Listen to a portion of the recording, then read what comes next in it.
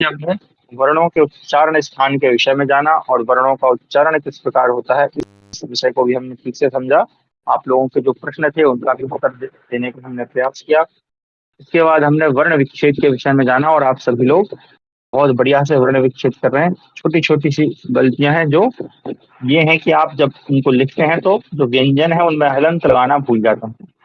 तो ऐसी छोटी छोटी गलतियां स्वीकार्य हैं, मतलब अच्छी बात है कि आप लोग सीख रहे हैं। उसके बाद हमने जो है कल की कक्षा में लघु सिद्धांत कौमुदी का एक परिचय जाना, जिसमें हमने माहेश्वर सूत्र, भगवान पाणिनि को किस प्रकार प्राप्त हुए उसकी जो कथा है उसके विषय में जाना, और भगवान शिव के जो 14 सूत्र हैं जिनको शिव सूत्र जालम भी कहा गया है उनका उच्चारण किस प्रकार होता है और उनकी क्या विशेषता है इसके विषय में जाना। अब इसके आगे हम पढ़ेंगे। उसके लिए उस बात को रखते हुए मैंने एक बात और कही थी कि महर्षि पाणिनि जी जो हैं उन्होंने भाषा के लिए जो व्याकरण की समस्या के लिए जो व्याकरण बनाई है जो हम पढ़ रहे हैं ये बहुत ही विशिष्ट व्याकरण है। इसका मैंने उदाहरण या आप कहें कि समानांतर उदाहरण एक दिया था फैक्ट्री से, कि कोई फैक्ट्री है ना, जहां पर सब मशीनें ऑटोमेटिक लगी हुई हैं, उसमें आप सामग्री डालिए। हमने चिप्स बनाने की फैक्ट्री का उदाहरण दिया था कि आप कोई चिप्स की फैक्ट्री उसमें आलू रखिए,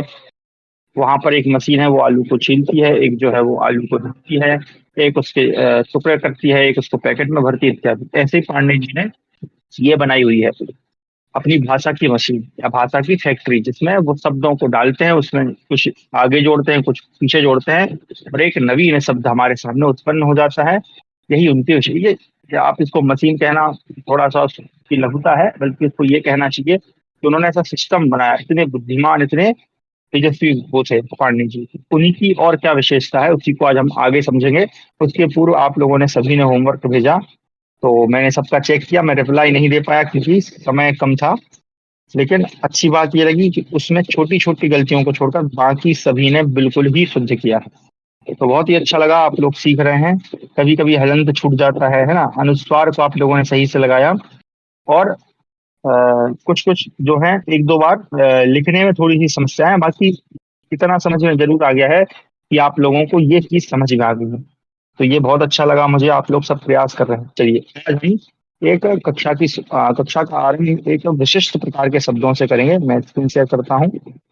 अरे नहीं नहीं, ये वाला नहीं करना है, एंटायर स्क्रीन करना है जी। चलिए आशा करता हूँ आपको दिख रही होगी। तो हम आज विशिष्ट प्रकार के शब्दों से कक्षा का आरंभ करेंगे। विशिष्ट प्रकार के शब्द ऐसे कोई विशेष विशिष्ट नहीं है, आप लोग सभी उनके विषय में जानते हैं, उनका प्रयोग भी करते हैं। तो हम संतोष कर देते हैं। चलिए हम सबको हटा देते हैं। तो देखिए विशिष्ट शब्द जो है उसको समझने में थोड़ी सी हमसे गलती होती है। ये क्या है देख, उसको समझते हैं। जैसे कहीं पर लिखा हुआ है युद्ध, अरे ये कहाँ चला गया, एक सेकंड चलेगा, कहीं कहाँ चला गया, हाँ। तो कहीं पर लिखा हुआ है युद्ध, ठीक है ना, इसी तरह से लिखा रहता है। हमने एक शब्द सीखा था जिह्वा, जिह्वा, ठीक है, ये इस प्रकार से है ना। और भी ऐसे शब्द हैं, जैसे अभी एक वर्ण विच्छेद में एक किसी हमारे भ्राता ने भेजा था द्वीप, है ना, द्वीप कहते हैं या आप द्वीप कहते हैं, ठीक है। उसी तरह से द्वंद्व होता है एक शब्द, है ना। और भी ऐसे जो शब्द हैं ये सभी क्या हैं, ये संयुक्त अक्षर हैं, संयुक्त अक्षर यानी संयुक्त व्यंजन है ये सभी, क्योंकि यहाँ पर दो व्यंजन हैं।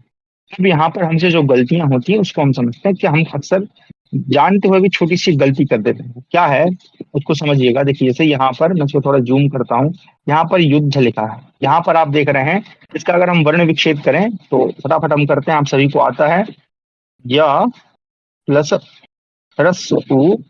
अब यहाँ पर अगला जो अक्षर है वो क्या आएगा, यहाँ पर हमें थोड़ी सी समस्या आती है, ठीक है।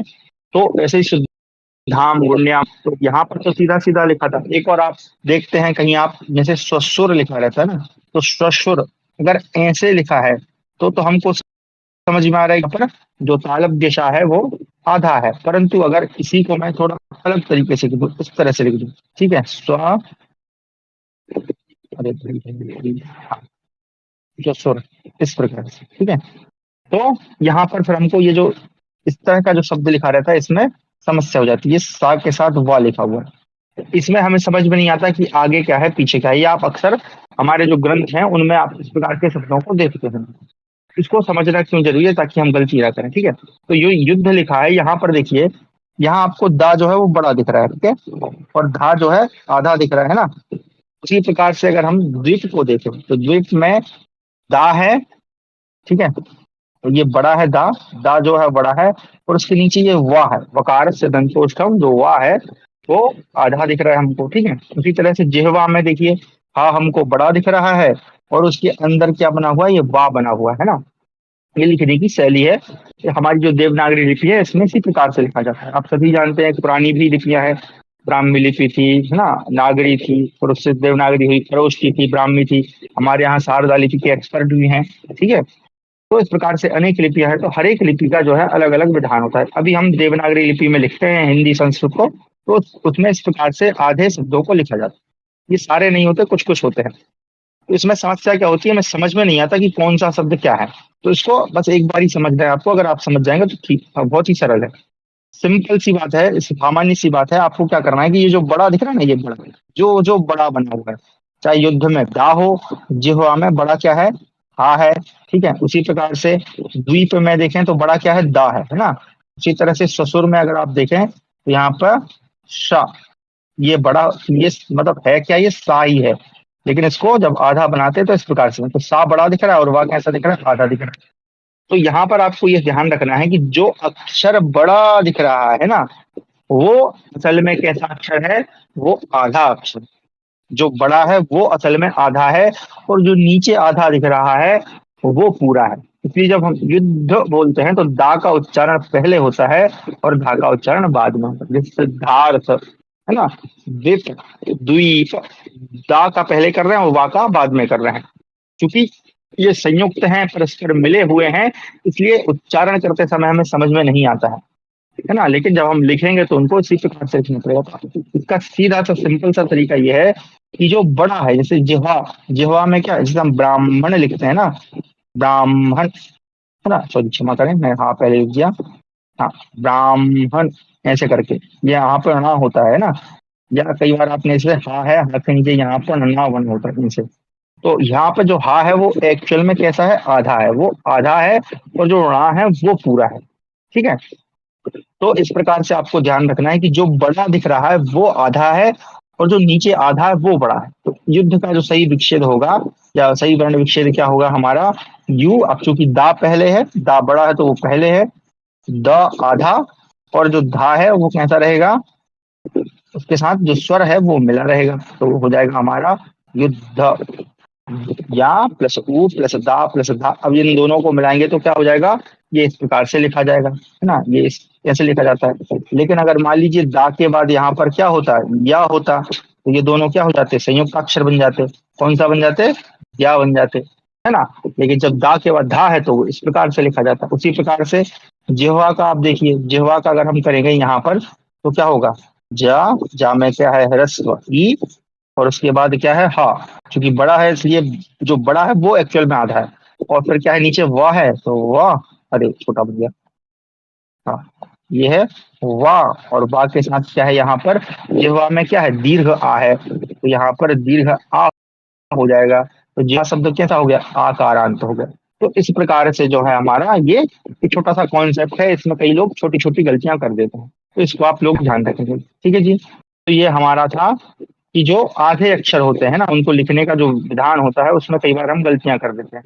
तो इसको आपको ध्यान रखना है कि आधा अक्षर कहीं पर हो तो उसको इस प्रकार से हम, चलिए अब जो है इसको हम जो हमारी लघु कॉमेडी थी उसी को हम कंटिन्यू करेंगे। ठीक है जी, हाँ, इसको मैं थोड़ा सीधा कर रहा हूँ ताकि आपको समझ में आए, है ना।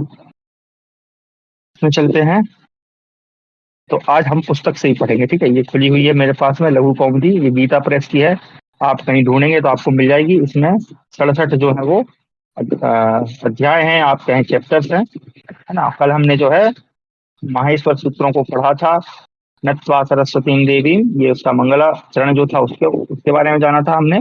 तो अब हम एक बार फिर से जो माहेश्वर सूत्र हैं उनको समझते हैं। ठीक है, पढ़ते हैं, एक बार सभी लोग पढ़ने का प्रयास करें। मैं ये मान के चल रहा हूँ जिस प्रकार से आप रिस्पॉन्स कर रहे हैं, आपने इनको पढ़ने का अभ्यास जरूर जरूर किया। ठीक है जी। तो पहला सूत्र है अ ई उण, री ऋक, ए ओंग, ऐ औच, हय वरट, लण न्यामा गाननम, झावाय खड़ धस, जव गड़ दस, फ फ छाठत चटतव, कपय शर हल इति माहेश्वराणी सूत्राणी। ना मैंने ऐसा बोला था कि सरल करने के लिए सूत्राणी आप लिख दीजिए, नहीं आप पूरा पढ़ना चाहे तो पढ़ सकते हैं, सूत्राण्यादि संज्ञार्थानी। ठीक है। यानी ये जो हैं ये सभी जो 14 हैं इनको माहेश्वर माहेश्वर सूत्र ये संज्ञा दी गई है, तो ये पहली संज्ञा दी गई। अब आगे हम इसके बढ़ते हैं, आगे हम देखते हैं तो लिखा है एशाम अंत्यः इतः, एशाम अंत्यः इतः।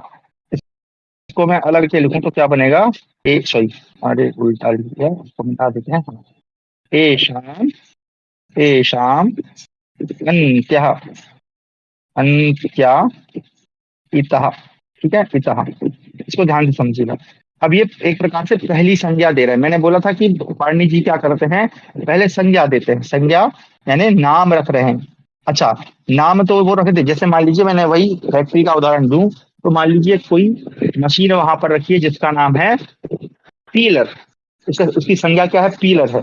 अब उसका काम क्या है वो नहीं बताया, वो कब बताएंगे, वो आगे बताएंगे कि पीलर क्या करेगी, मुझे आलू को छीलेगी। ऐसे ही इन्होंने संज्ञा रख दी इतहा, है ना। अब इत क्या है, उसका नाम है इत। ठीक है। अब वो काम क्या करेगी वो आगे वाले सूत्रों में बताएंगे। ठीक है, तो पहले इत को समझते हैं। ठीक है, इत क्या है पहले इसको ही समझना पड़ेगा हमको, है ना। तो इसको थोड़ा सा हम बड़ा कर लेते हैं, सब बड़ा इत है। हाँ चलिए, तो इत क्या है, तो कह रहे हैं एशाम अंत्य इतः, एशाम केशाम एतेषाम माहेश्वर सूत्राणाम, यानी कि जो माहेश्वर सूत्र हैं इनके अंत में, इनके अंत में जो है वो इत है ना। तो इनके अंत में क्या है, अरे एक सेकंड, हाँ एशाम जूम नहीं होगा क्या, हाँ हो गया। ठीक है, एशाम अंत्य इतः। देखिए तो पहला सूत्र क्या है अ ई उण। तो अब अगर आपसे मैं प्रश्न करूं, ठीक है, वर्ण विक्षेप आपको क्यों पढ़ाया, आपको यहाँ काम पड़ेगा। तो आई उण जो है इसका अंतिम वर्ण, अंतिम अक्षर क्या दिख रहा है आपको, पहला तो है आ, दूसरा है ई, तीसरा है उ, और अंतिम वर्ण क्या है इसका, अणा।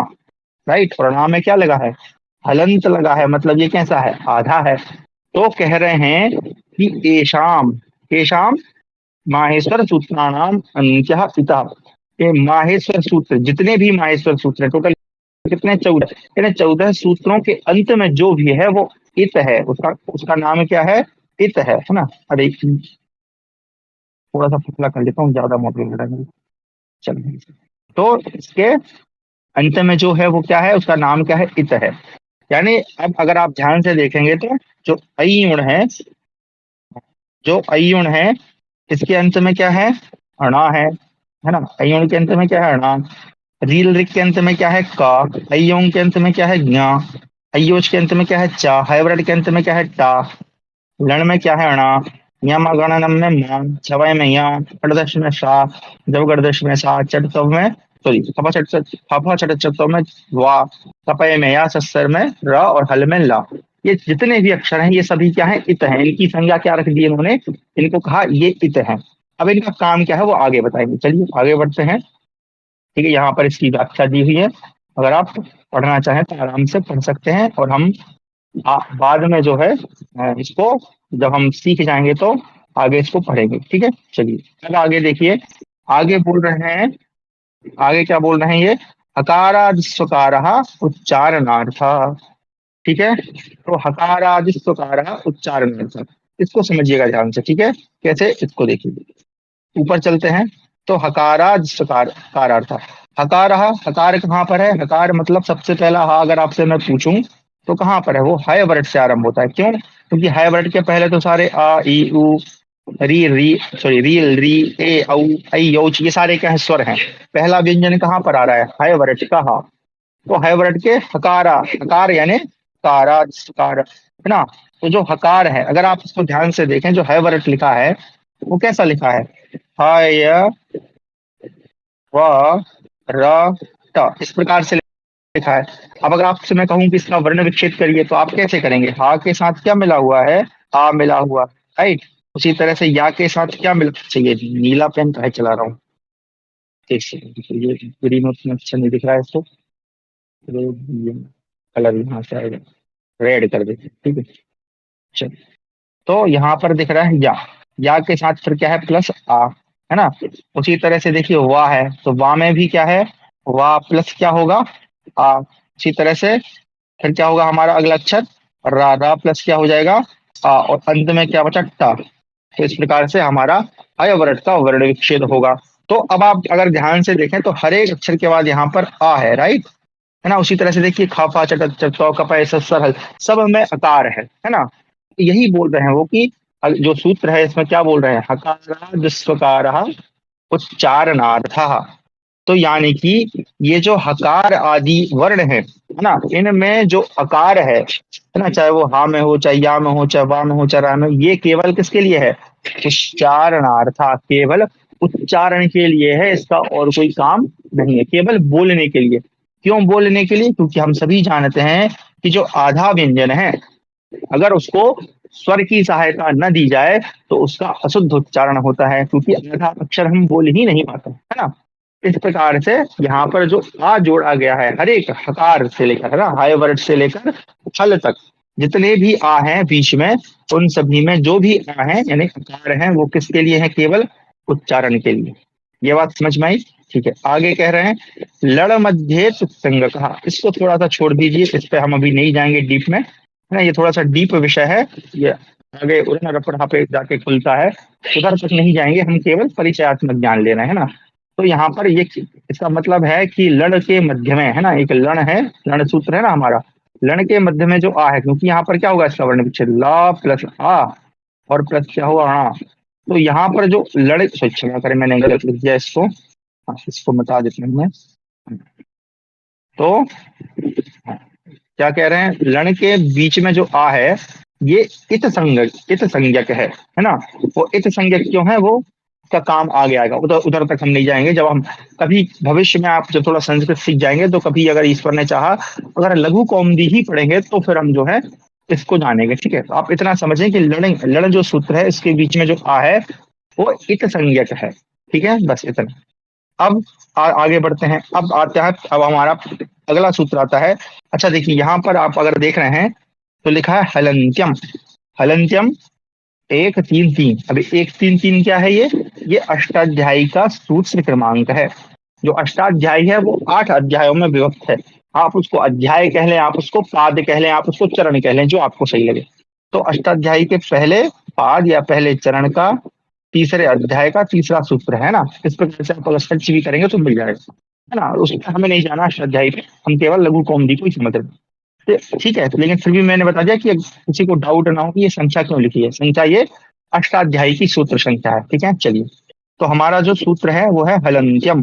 हलंत्यम उपदेशयंतम हलित स्यात्। उपदेश आद्योच्चारणम सूत्रे स्वदिष्टम पदम सूत्रांतराद अनुवर्तनीयम सर्वत्र। तो ये कह रहे हैं कि देखो, हलंत्यम का मतलब ये है कि जो ऊपर वाले जो सूत्र है, ठीक है, उपदेश, इनको देखो, ये जो माहेश्वर सूत्र है, इनका एक दूसरा नाम भी है उपदेश, इनको उपदेश कहा जाता है, ठीक है। तो इनमें जो अंतिम अक्षर है हर एक का, अंतिम, देखिए हलंत्यम, हल का मतलब होता है, अगर आप ध्यान से देखें तो इसको मैं आप व्याकरण की भाषा में नहीं, अपनी भाषा में समझते हैं। आपको मैंने हलंत पढ़ाया था। हलंत का मतलब क्या है? कि हलंत मतलब ये वाला चिन्ह, ये जिसमें भी लगा है वो अक्षर आधा है।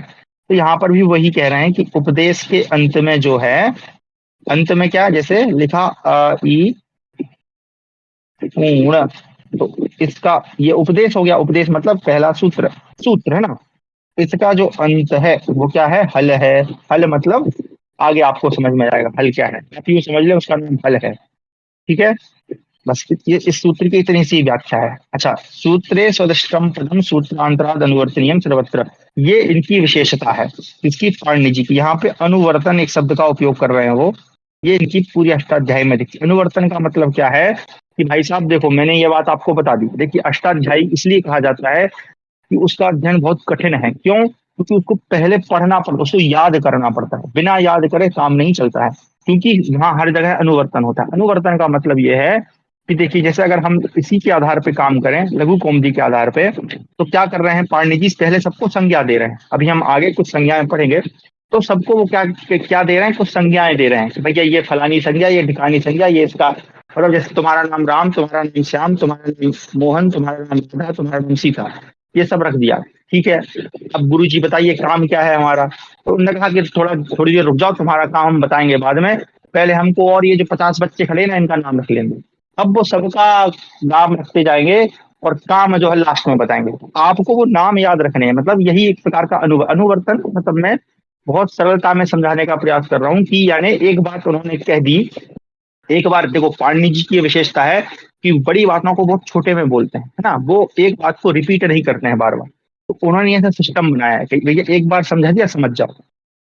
ठीक है। तो उन्होंने अनुवर्तन का सहारा लिया। अनुवर्तन यानी एक बार कह दिया कि ये बात यहाँ कही है इस सूत्र में, अब ये सूत्र जहां तक चलेगा वहीं तक यही बात लागू रहेगी। हर एक सूत्र का अधिकार होता है। सूत्र भी 4 प्रकार के होते हैं। ठीक है, वो हम उस पर नहीं जाते हैं। आप यूं समझें कि हर एक सूत्र के पास एक ताकत दे रखी है उन्होंने कि भैया तुम्हारा अधिकार यहाँ से यहाँ तक है। अब उन्होंने पहले वो सूत्र को बोल देंगे कि ये सूत्र ये काम करेगा।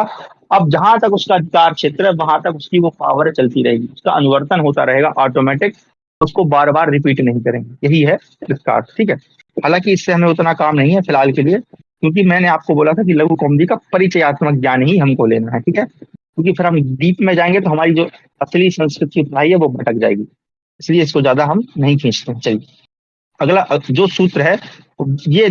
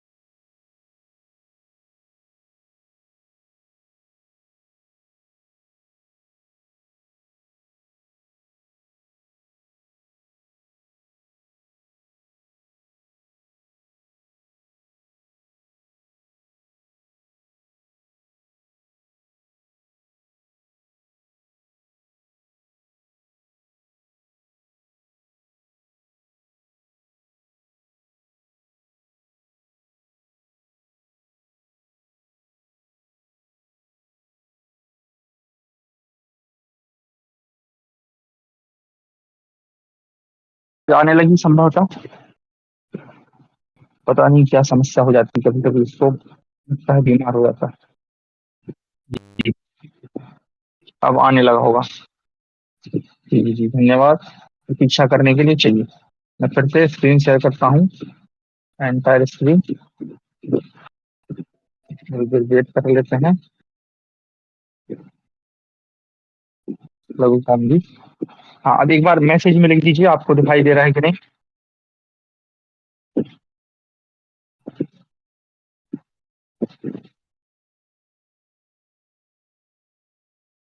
जी चलिए। हाँ, तो मैं ये कह रहा था कि ये जो, हाँ, बाकी सूत्रों पर हम उतना ध्यान नहीं देते हैं।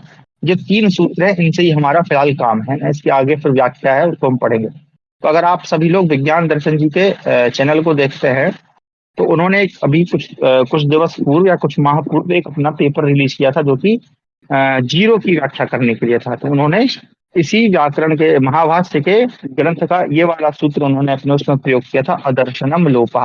अरे भैया, हाँ, ये किया था उन्होंने, अदर्शनम, अदर्शनम लोपा, यानी लोप किसको कहते हैं? अदर्शन को। लोप का मतलब होता है गायब हो जाना, हट जाना, दिखाई ना पड़ना ना, लोप। लेकिन यहाँ पर इस व्याकरण में थोड़ा सा लोप का जो है, जैसे जैसे मान लीजिए आप यूं समझे कि अभी मेरे हाथ में ये ईयरफोन का डिब्बा है, ठीक है। अब ये मैंने कोई यहाँ से उठा के ले गया, ठीक है। तो मैंने कहा क्या कहा भैया, ये मेरा गायब हो गया, लोप हो गया इसका, ठीक है। तो अब कोई चुरा के ले गया तब तो ठीक है, लेकिन व्याकरण में ऐसा नहीं है, मतलब चुरा के ले गया, भाग गया, उसको दे ही नहीं रहा वो, तो ये क्या होगा? लोप हो गया। लेकिन ये हम सामान्य भाषा में प्रयोग करेंगे सर, व्याकरण में ऐसा नहीं है। जैसे उन्होंने बताया था कि जो जीरो है ना, उसकी अपनी भली ही कोई वैल्यू ना हो, लेकिन उसके अंदर ही कुछ नंबर्स होते हैं। देखिए मेरा गणित उतना अच्छा नहीं है, ठीक है, लेकिन फिर भी थोड़ा थोड़ा जो समझ में आया, तो वो कह रहे हैं कि जीरो के अंदर ही कुछ और नंबर्स भी है, ठीक है। तो यह ऐसे यहाँ पर जो है क्या बोला जा रहा है कि अदर्शनम लोप है। लोप का मतलब पूरी तरह गायब नहीं हो जाना, लुप्त नहीं हो जाना, बल्कि अदर्शन हो जाना। दर्शन का मतलब दिखाई न पड़ना, अदर्शनम लोपहा। ये दूसरी संज्ञा है। पहली संज्ञा क्या थी?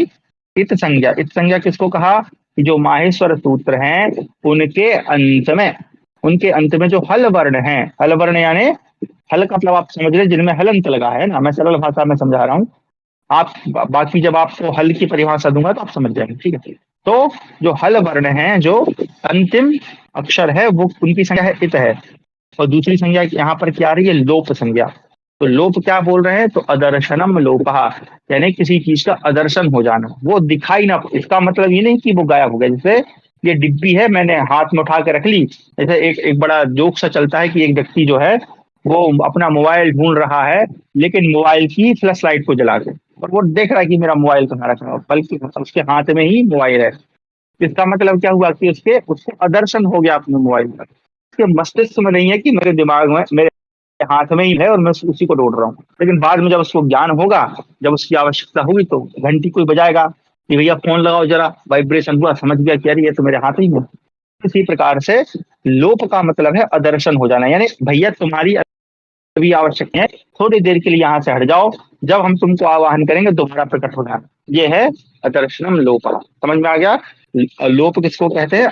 दर्शन को कहते हैं ना, गायब हो जाने को लोप नहीं कहते। ये बहुत ही अच्छा सूत्र है, और विज्ञान दर्शन जी ने जो है बड़ा अच्छे से इसको उपयोग किया था। चलिए अब आते हैं पहले काम पे। दो संज्ञाएं आपको दे दी, एक दे दी इत संज्ञा और दूसरा दे दिया लोप। अब बता रहे हैं उसका काम। काम क्या बता रहे हैं इसको समझिएगा, ठीक है। क्या बता रहे हैं? तस्य लोपः, है ना। इस यहाँ पे लिखा प्रसक्त दर्शनम लोप संज्ञा साथ, यानी प्रसक्त दर्शन दर्शन हो जाए उसको लोप कहते हैं ना। ये की परिभाषा मैंने आपको हिंदी में समझा दी, ठीक है। आगे तस्य लोपः, तस्येतो लोपः स्याद् अणादयो अणाद्यर्थ। इसको छोड़ दीजिए, इसको ही देखते हैं। तो तस्येतो लोपः, तो कहा अब भैया जिसको हम लोप कह रहे हैं, या आप यूं समझ लें कि जिसकी इत संज्ञा रखी गई है, जो जो इत संज्ञक वर्ण है ना, उन सबका क्या हो जाए? तस्य लोपः, उनका लोप हो जाए। पहले किसके बारे में बताया? पहले बताया लोप के विषय में, ठीक है भैया। अदर्शन को ही लोप कहते हैं। और कहा, अब कहा लोप, चलो भैया समझ में आ गया कि अदर्शन मतलब लोप। लेकिन लोप किसका करना है? तो कहा कि जिसकी इत संज्ञा की, तस्य तो है ना, तस्य इता, जो ऊपर बताया जो इत है, उसकी लोप स्यात्, उसका लोप हो जाए, यानी वो गायब हो जाए। जब अभी उसकी जरूरत नहीं है, वो थोड़ी देर के लिए हट जाए, जब जरूरत पड़ेगी तो हम फिर बुला लेंगे। तो कहा तस्य तो लोपः स्यात्, उसका लोप हो जाए। किसका? वो जो ऊपर वाला इत है। कौन सा वाला इत है? तो कहा अय्युण इत्यादि जो सूत्र है, उपदेश है, सॉरी, अय्युण आदि जो सूत्र है ना, आ ई उण, उण में जो अंतिम हल है ना, हलंत वाला जो अक्षर है, इसका जो वर्ण है, इसका क्या हो जाए? लोप हो जाए। इसकी जरूरत नहीं है अभी फिलहाल के लिए। अब आप क्या करिए, एक बार हम फिर वापस से ऊपर चलते हैं, ठीक है। अब देखिए, अब इसको थोड़ा अलग दृष्टि से देखने का प्रयास करिए। ये जो 14 सूत्र हैं, कैसे देखेंगे इनको? अब आप जो अंतिम अक्षर है, इन सबका लोप कर दीजिए, ठीक है, सबका लोप कर दीजिए। तो अब आपके पास क्या क्या बच रहा है, जरा देखिए एक बार। क्या क्या बचेगा? अयुण में बचेगा केवल आ ई उ, रील रेख में बचेगा रील री, ए अंग में बचेगा ए ओ, अयोच में बचेगा अयौ, है वरट में हा या वा रा, ठीक है, लण में ला, यम गणनम में केवल ये 5 बचेंगे, झवय में ये 2 बचेंगे, घड़दश में ये 3 बचेंगे, जवगढ़ में ये, ऐसे करके हर एक जो अंतिम अक्षर है हर एक उपदेश का, उसको हमको लोप कर देंगे। अच्छा, यहाँ पर जो हा है वो 2 बार प्रयोग किया गया है, उसका उसका भी विशेष कारण है। जब प्रत्याहार बनाना सीखेंगे तब जानेंगे, ठीक है। वो हम अभी अगर होगा तो इसी समय सीखेंगे। चलिए, तो कह रहे हैं, क्या कहा कि जो भैया जिसको हमने इत कहा उसका लोप कर दीजिए। तो हमारे पास ये शब्द बचेंगे। अब आगे आते हैं। अब ये तो हो गया, ठीक है। अब ये लोप जो है ये बहुत जगह काम पड़ता है ना। अभी उतने विस्तार में नहीं पढ़ेंगे, लेकिन आपको जानना जरूरी था। अब आता है हमारा सबसे मुख्य सूत्र, जिसको हमको सीखना है। वो क्या है? आदि रंकेन संहिता। देखो, अब पाणिनि जी की बुद्धिमानी देखो आप। थोड़ी देर पहले उसको लोप कर दिया, कह दिया कि अदर्शनम लोपः। अब उसी की व्याख्या अगले सूत्र में दे रहे हैं, उसी का काम बता रहे हैं। क्या कह रहे हैं? कि आदि अंत्येन सहिता, है ना। आदि अंत्येन सहिता, यानी एक बार फिर से वही अयोन इत्यादि सूत्रों में चलते हैं हम लोग, है ना। तो कह रहे हैं, सॉरी, क्या था? अरे क्षमा करें, मैं फटाफट कनेक्शन कर। हाँ, आदि अंत्य न सहिता, है ना। आदि और अंत के सहित। आदि और अंत क्या है? देखिए, सबसे पहले समझिए इसको। मैं यहाँ लिखता हूँ आ ई उ ना, ठीक है। लोप कर दिया, लेकिन उसका आप काम भी बता रहे हैं। क्या काम बता रहे हैं, सुनिए। तो कह रहे हैं आदि। आदि, यहाँ पर आदि मतलब सबसे पहला, प्रारंभ का। सबसे पहला अक्षर क्या है यहाँ पर? आ है, ठीक है। और अंत्येन सहिता, अंत वर्ण जो है हर एक सूत्र का, जो अंत वर्ण है। अरे यार, अरे भैया आजा प्लीज। नहीं आ रहा, रुको, चल थोड़े से लेके देता हूँ। ये पता नहीं क्या ही समस्या है। हाँ, तो आदि है, आ, और अंत। अंत वर्ण जो लेना है वो क्या है? उसी सूत्र का अंतिम वर्ण लेना है। तो क्या हो गया? हाँ, तो आ और णा को सहेता साथ में मिला दीजिए, तो हमारे पास क्या बन के आ गया? अण बन के आ गया। क्या बन के आ गया? अण, है ना। तो अब ये अण क्या है? यही प्रत्याहार है, ठीक है। यही क्या है? प्रत्याहार है। यही पाणिनि जी की टेक्निक है। अब वो जहां भी देखिए, अब आप इसको समझिए, उनकी बुद्धिमानी की पराकाष्ठा। एक बार दूसरा बना के देखते हैं, ठीक है। अच्छा, उसी प्रकार से, तो ये जो णा है, तो कहा गुरु जी इसका क्या काम? णा का, तो कहा ये सिर्फ जो है,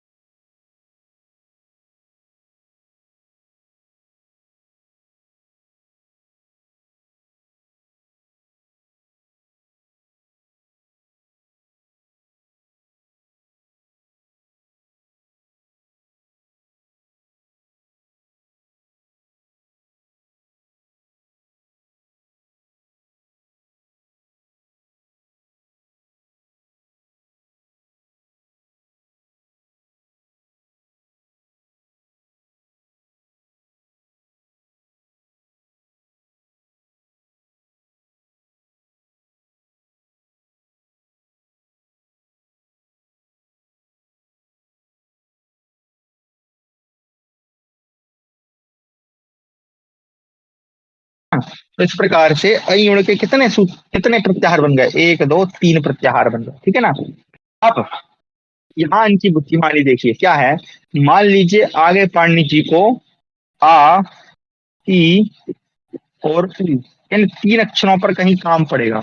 मान लीजिए पूरे अष्टाध्यायी में 4000 सूत्र है। अब 4000 सूत्रों में से मान लीजिए हम ले लेते हैं रफली 1100। 1100 ऐसी जगह है जहां पर पाणिनि जी को आ, ई और उ कहना है, या उनको बोलना है। अब आप मुझे बताइए कि एक व्यक्ति कितनी बार लिखेगा आई यू आई यू? अरे यार, आ,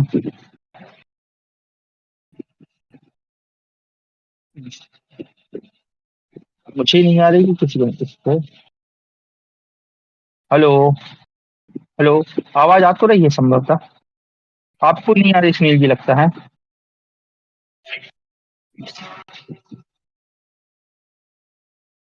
आ रहा है ना?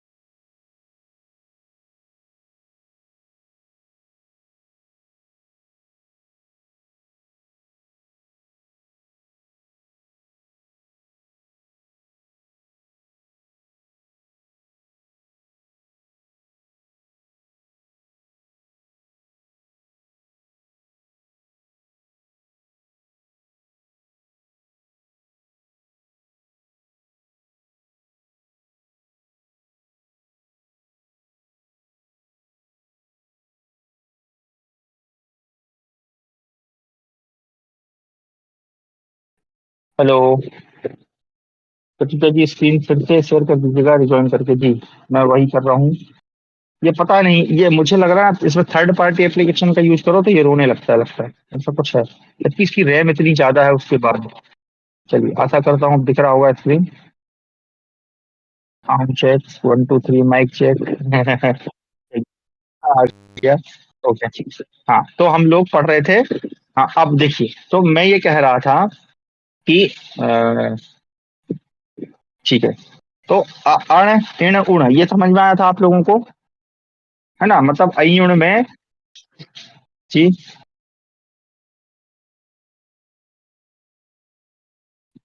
अच्छा, यहाँ तक सुनाई दिया था 1100 तक।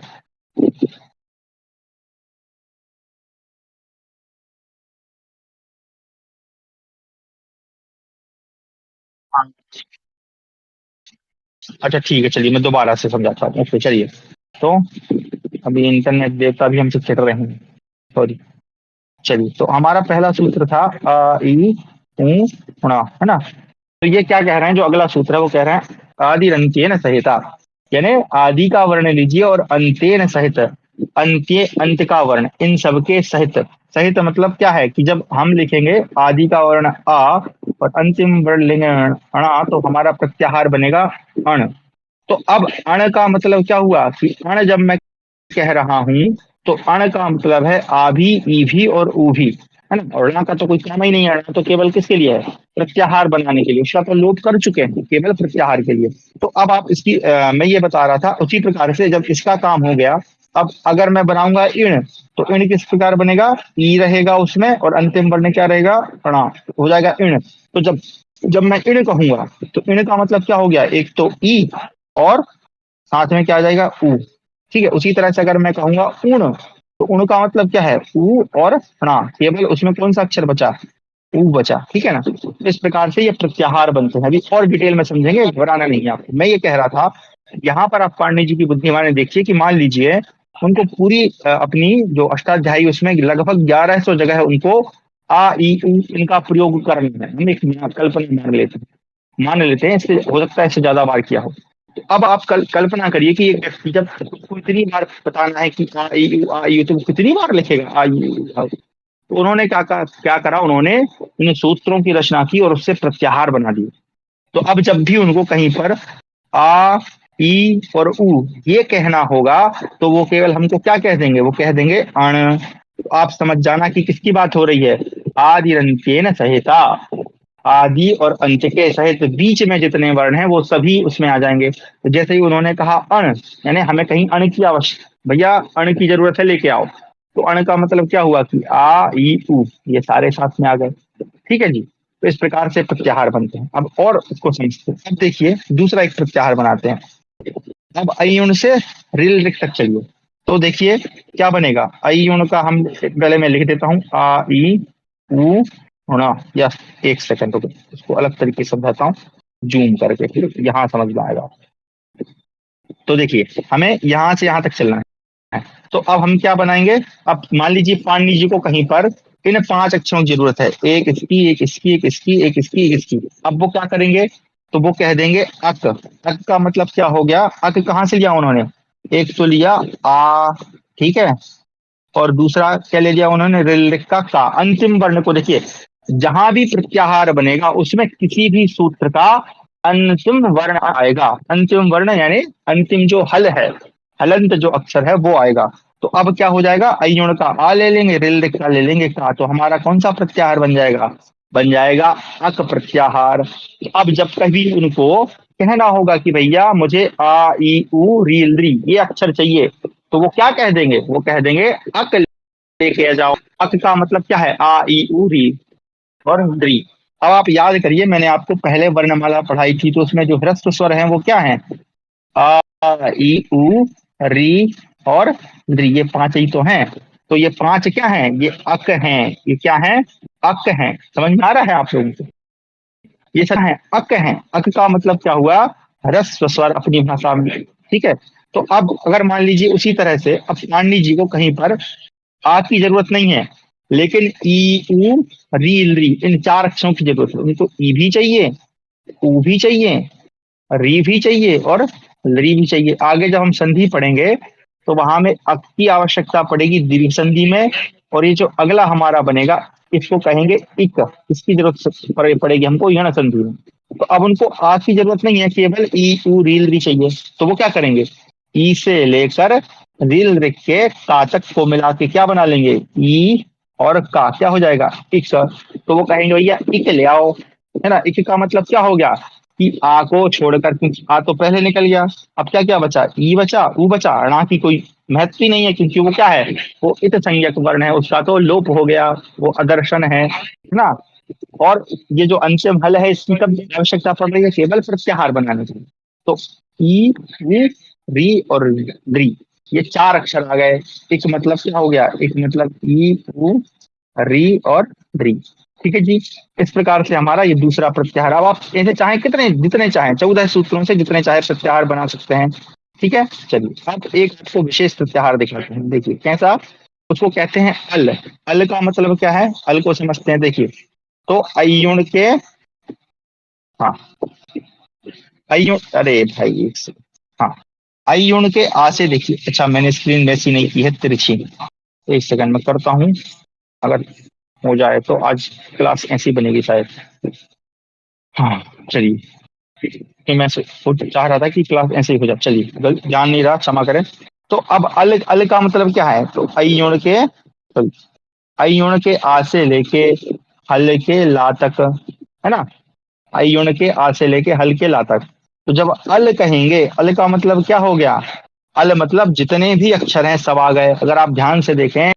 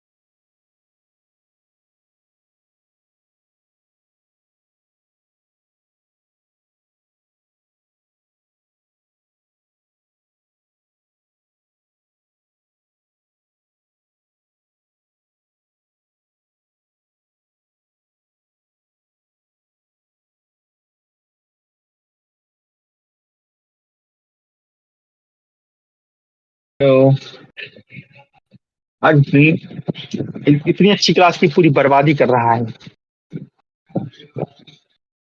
हाँ नहीं, इसको क्या हो गया इंटरनेट को, मूर्ख राज, वैशाख नंदन गधा। हाँ, क्रोध आने लगता है फिर ऐसे। चलिए, फिर भी प्रयास कर रहे हैं, आप लोग भी धैर्य बनाए रखें, और आपका धैर्य बहुत अच्छा है, इसको मैं टाइम में बढ़ा देता हूँ, रुको, बंदा ही नहीं है। चलिए, तो हाँ, तो मैं बता रहा था अच के विषय में, ठीक है। तो अच का मतलब क्या हुआ, आइए एक सेकंड निकाल ही लें ताकि गड़बड़ ना हो। तो जब मैं कहूंगा अच का मतलब मान लीजिए, हाँ, यहाँ पे तो जब मैं कहूंगा अच, तो अच का मतलब क्या हुआ कि, सॉरी, जब मैं कहूंगा अच, तो अच का मतलब अच में क्या आ जाएंगे, सारे स्वर आ जाएंगे, ठीक है जी। ये जी का बैकग्राउंड में लग रहा है, डिस्कॉर्ड प्रेस कर रहा है इंटरनेट का, पता नहीं है मुझे ये अब मैंने अपडेट भी कर लिया, सब करके लाया, फिर भी चलिए फिर देखते हैं। कल तो अच्छा चल गया था, मुझे लगता है ये मोबाइल को मैं ऑन करके रखता हूँ, शायद इसमें अच्छा चल जाए।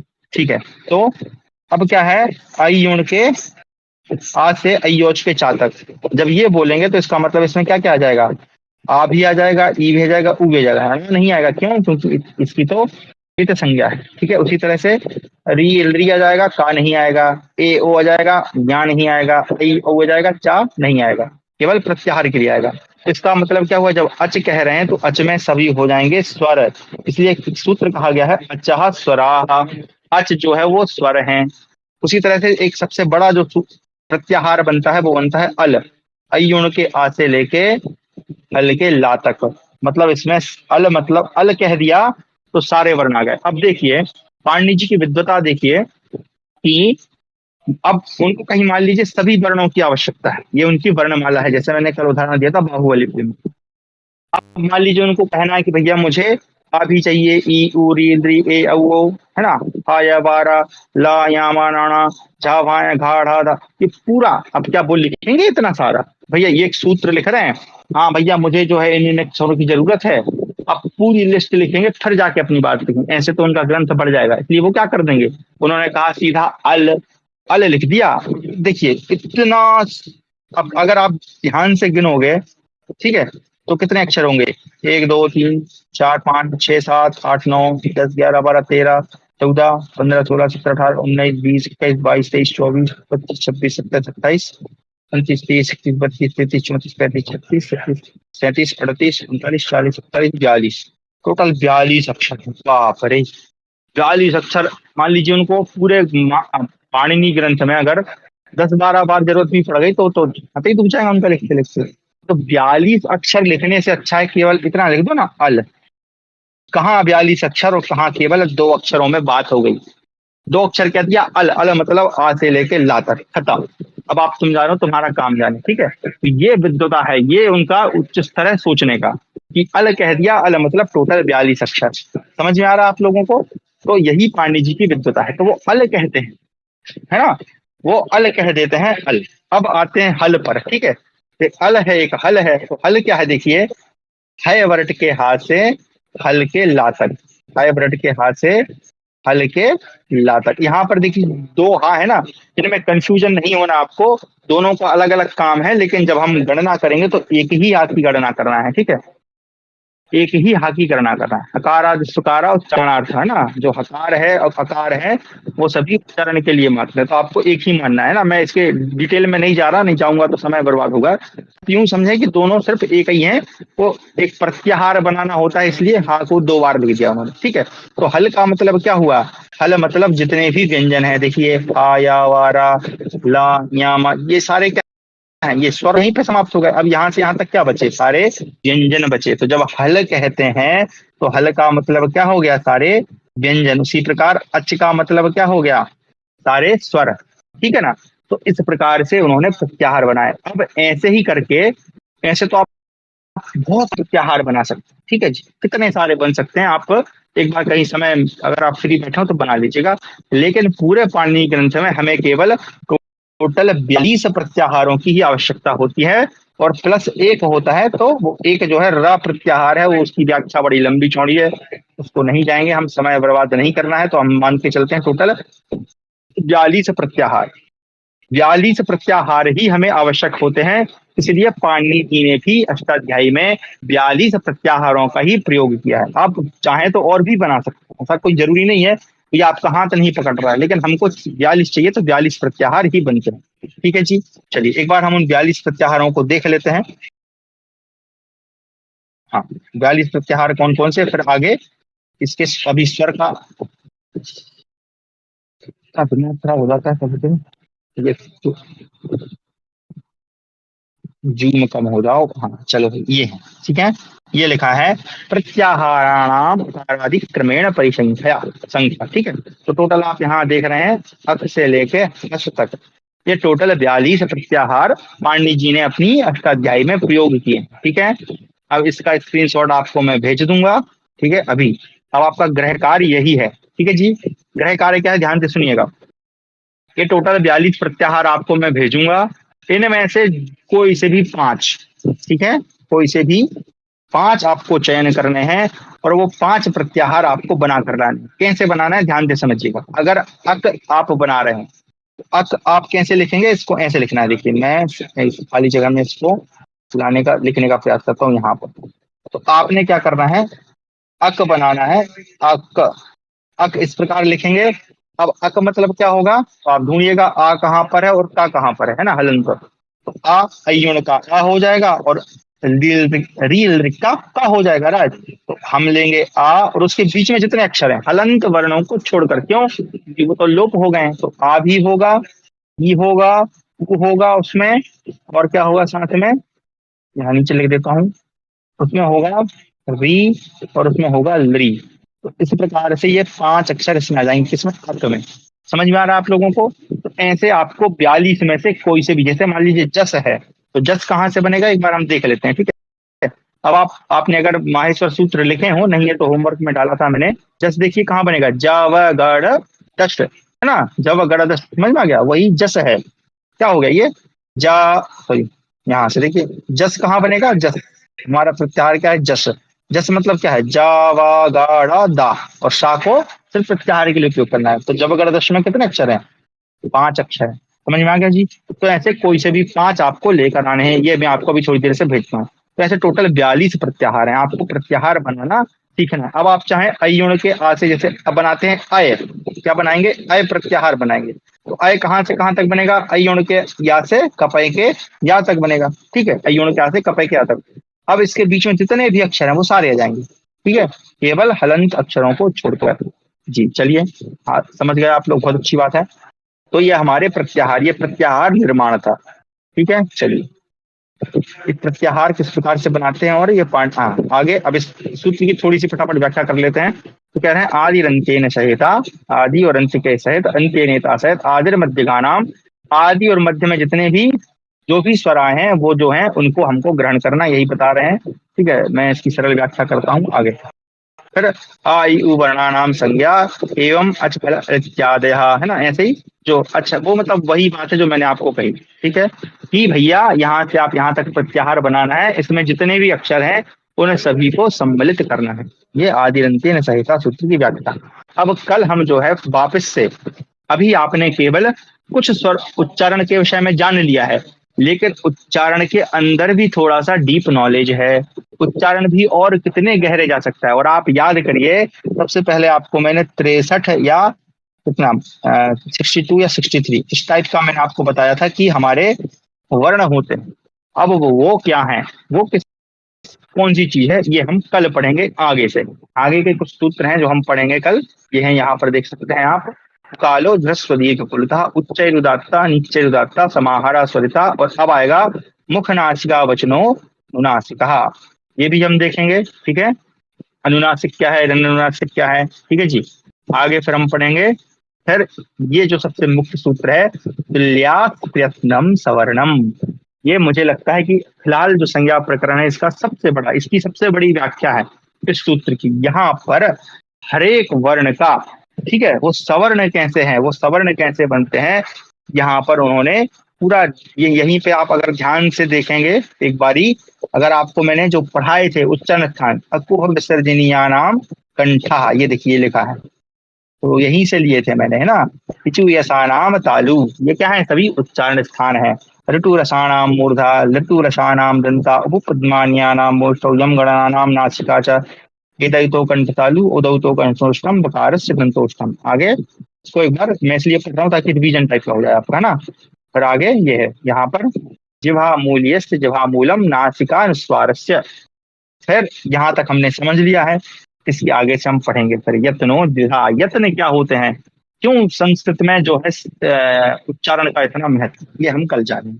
अब आपका जो भी प्रश्न या विचार है सादर आमंत्रित है। हाँ, आप लोगों ने जो होमवर्क किया था बहुत बहुत धन्यवाद। मैंने चेक कर लिया था, थोड़ा बहुत किया था, मैंने रिप्लाई नहीं दे पाया क्योंकि समय की कमी है। कल से भी थोड़ा समय कम मिलेगा क्योंकि मैं एक प्रशिक्षण में जा रहा हूँ। तो फिर भी यथा समय जैसा रहेगा मैं चेक करता रहूंगा। ठीक है जी। तो आपको मैंने बता दिया है ना, आपको कल जो है होमवर्क में 42 जो प्रत्याहार है उनमें से आपको जो अच्छे लगे वो 5 लेकर आने हैं। ठीक है जी।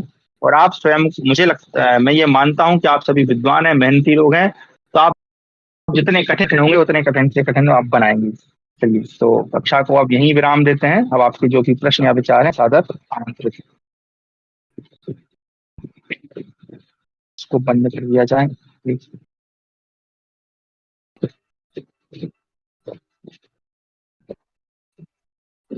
ऐड लगा रहे हैं।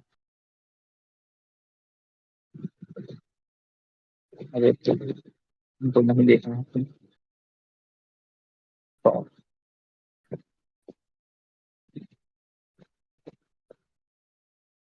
तीन शेयर काफी नहीं हो रही। चलिए, अब मैं एक बार विद्यार्थी चैट में चलता हूँ।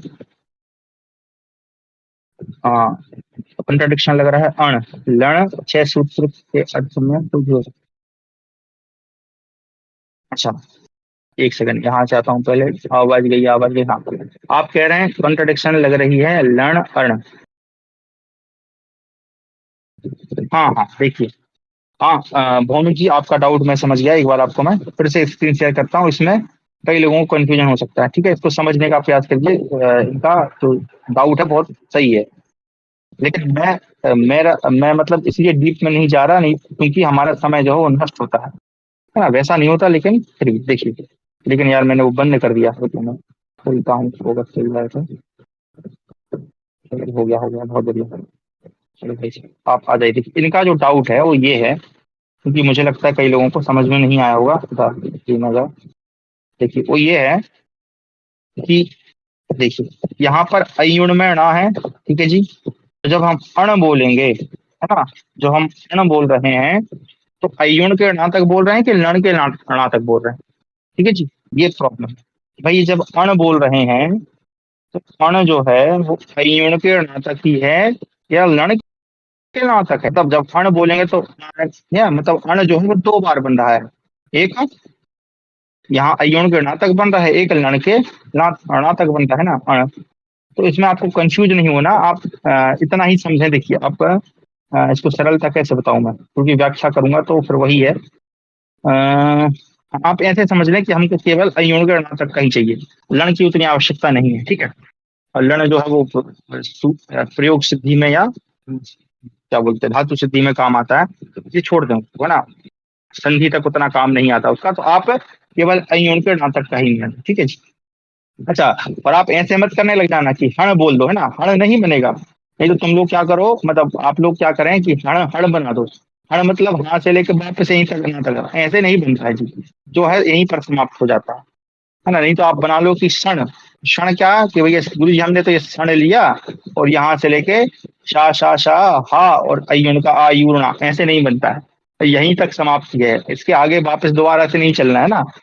ठीक है जी। इसलिए मैंने ज्यादा डीप में नहीं गया। मैं आपको 42 की वो लिस्ट जो है वो भेज देता हूँ। तो आपको उसमें से ही 42 में से कोई 5 बनाने हैं। मैं मतलब मैं देखिए मेरा उद्देश्य मात्र इतना है कि आप उसको बनाना सीख जाए कि हम जो है वो प्रत्याहार कैसे बनाते हैं या प्रत्याहार क्या है। बस बाकी इनका अभी उतना काम नहीं है। जब आप लघु कौमुदी पढ़ेंगे तो उसमें आपको बहुत बहुत अच्छी समझ में आएगी। आगे, is it possible to share the PDF of the book. हाँ जी, देखिए पीडीएफ मैं शेयर कर दूंगा, लेकिन इसको शेयर नहीं करूंगा। इससे अच्छी पुस्तक आपको मैं बताऊंगा।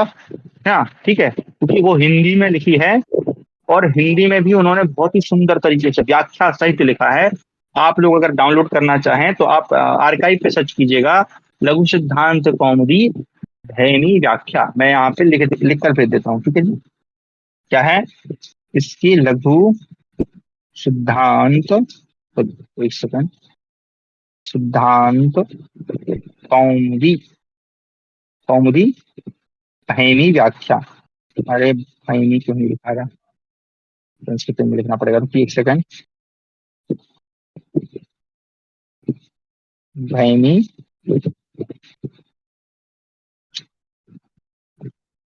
व्याख्या, ये वाली आपको पढ़ना है, ठीक है जी, है ना।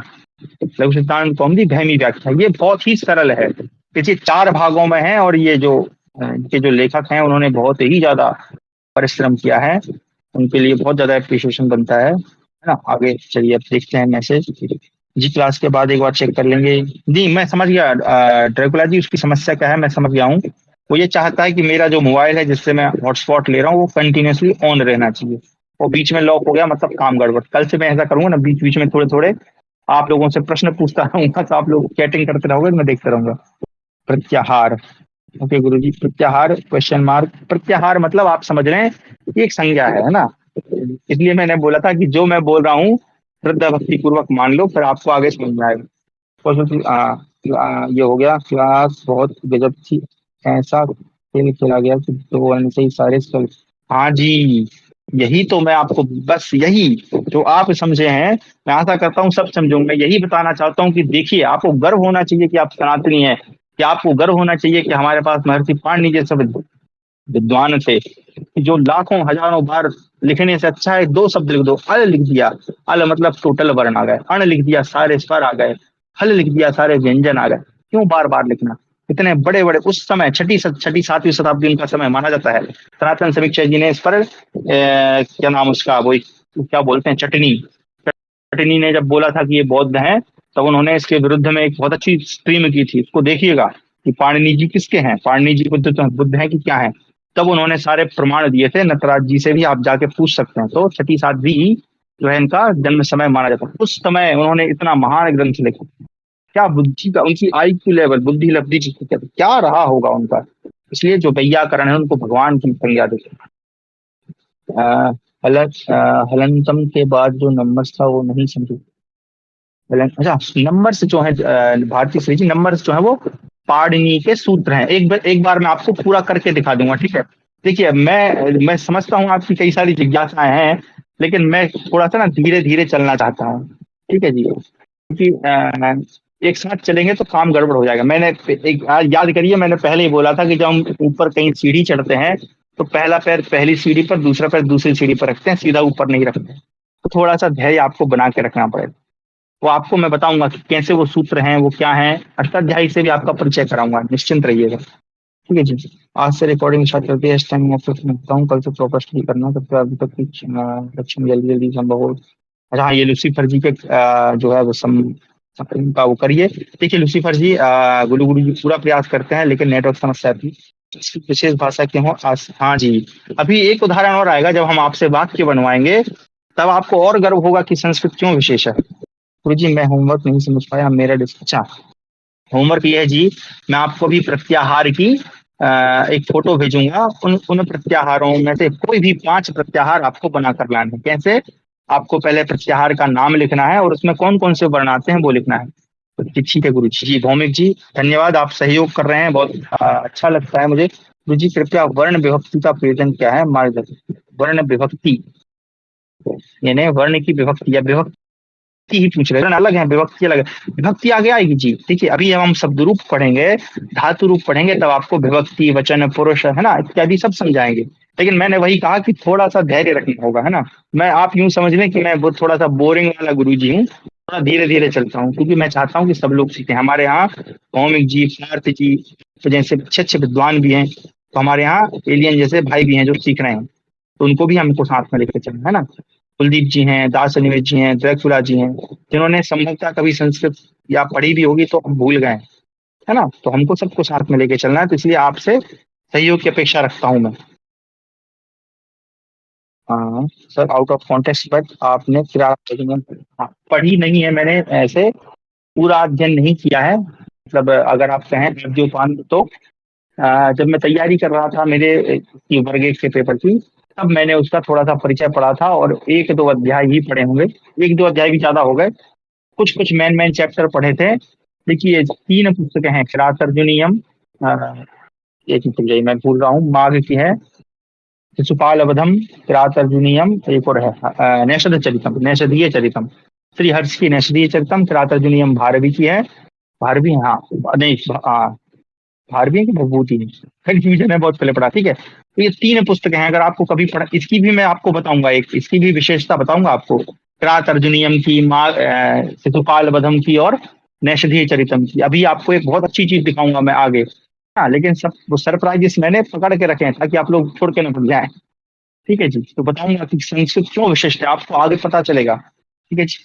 तो ये मैंने उतना नहीं पढ़ा है, थोड़ा बहुत देखा था, बहुत ही कठिन पुस्तक है और बहुत ही उच्च क्वालिटी, उच्च कोटि की रचना है। जी उसका स्क्रीन ऑफ टाइम बढ़ा दीजिए, हाँ वो मैंने 10 मिनट कर दिया है।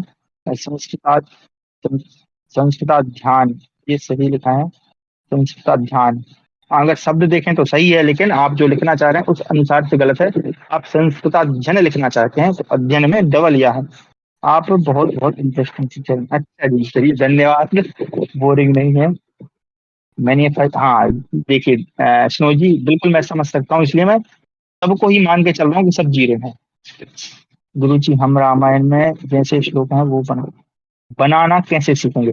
बनाने के लिए आपको थोड़ा सा अधिक मेहनत करनी पड़ेगी, लेकिन हाँ ये इतनी मेरी गारंटी है कि अगर आप लगातार कक्षा में आते रहे, आपने अगर स्किप नहीं की, हाँ कभी कोई इमरजेंसी हो तो एक दो कक्षाएं स्किप हो जाएं तो चलेगा, तो हम यूट्यूब से कवर कर लेंगे। इतना तो मैं आपको कह सकता हूँ कि अगर आपने ध्यान से पढ़ा, ध्यान से मेहनत की, तो रामायण में जो श्लोक है उनको आप पढ़ भी सकेंगे, समझ भी सकेंगे, और अगर ईश्वर ने चाहा थोड़ी सी अधिक मेहनत हो गई तो आप बना भी सकेंगे। क्योंकि अभी अगर मैं भी अगर श्लोक बनाने की प्रयास करूं तो मैं बहुत ही अनुष्टुप छंद इत्यादि में ही बना सकता हूँ, और ज्यादा हुआ तो उपेंद्र वज्रा, इंद्र वज्रा, यहाँ तक जा पाऊंगा। कठिन कठिन नहीं बनते हैं वो, हमारी ईश्वर की ही कृपा होती है। कुछ कुछ अच्छे अच्छे, अगर आप इसको फॉलो करना चाहते हैं एक्स पर तो सर्च कीजिएगा कुशाग्र अनिकेता। ये बहुत अच्छे विद्वान है, संस्कृत के साहित्यकार हैं, रचनाकार हैं, बहुत अच्छे कवि हैं, बहुत ही सुंदर सुंदर श्लोक लिखे हैं।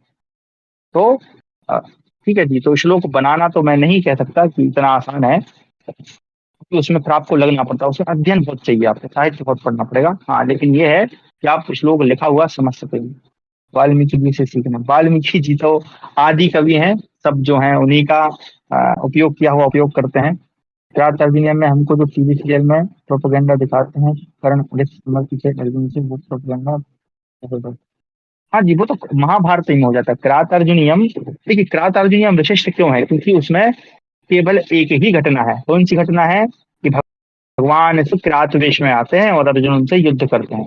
अब उस उतनी सी घटना को उन्होंने 20 सर्गों में, 18 सर्गों में, 18 सर्गों में लिख दिया। 18 सर्ग मतलब समझ रहे हैं आप, 18 पर्व जैसे, महाभारत से थोड़ा बड़ा है, लेकिन हाँ ये है कि महाभारत के आधे के बराबर तो होगा। इतना मोटा ग्रंथ, इतना बड़ा ग्रंथ लिख दिया उन्होंने। ये विशेषता है, एक छोटी सी घटना पर उन्होंने, एक छोटी सी घटना पर महाकाव्य बना दिया। तो यह भारत जी की विशेषता है। तो हाँ सही है, संस्कृताध्ययन, हाँ जी ये सही है। आप इसमें हलंत सॉरी अनुस्वार लगा दीजिए, संस्कृताध्ययनम हो जाएगा। हाँ कल हम जो है कुछ संज्ञाएं भी पढ़ेंगे, इतना सीख लेंगे खुद। हाँ काव्य कर लेंगे। हाँ मैं तो चाहता हूँ कि बहुत बढ़िया, अगर आप लिख सकें तो प्रयास जरूर करना चाहिए व्यक्ति को। चलिए सभी का धन्यवाद जुड़ने के लिए, शांति पाठ के साथ समापन करेंगे। कल पुनः इसी समय पर जुड़ेंगे, सभी लोग दोहराएंगे। सर्वे भवन्तु सुखिनः, सर्वे, क्षमा करें, सर्वे भवन्तु सुखिनः, सर्वे सन्तु निरामयाः, सर्वे भद्राणि पश्यन्तु, मा कश्चित् दुःखभाग् भवेत्। ओम शांति शांति शांति। सभी को धन्यवाद, नमस्कार, हर हर महादेव।